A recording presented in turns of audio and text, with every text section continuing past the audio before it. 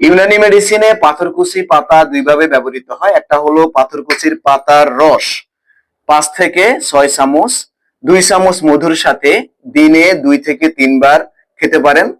আর এটা সাধারণত 10 থেকে 15 দিন পর্যন্ত খেতে পারেন। আরেকটা রাওয়াতে বলা আছে সরাসরি কাঁচা 5 থেকে 6টি পাথরকুচি পাতা এবং সঙ্গে সঙ্গে এই যে আমার হাতে এখানে গোলমরিচ আছে,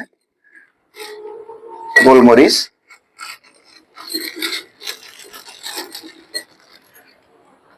এই যে মাত্র 5টি গোলমরিচ এবং 4 থেকে 5টি পাথরকুচির পাতা এইভাবে রেখে এই যে আমি 5টি নিলাম, এভাবে মুখে দিয়ে খেয়ে ফেলবেন। অবশ্যই পাথরকুচি পাতা সবসময় খালি পেটেই খাওয়াই উত্তম, মানে সকালে যখন আপনারা ঘুম থেকে উঠবেন তখন এই পাথরকুচি পাতা খাবেন।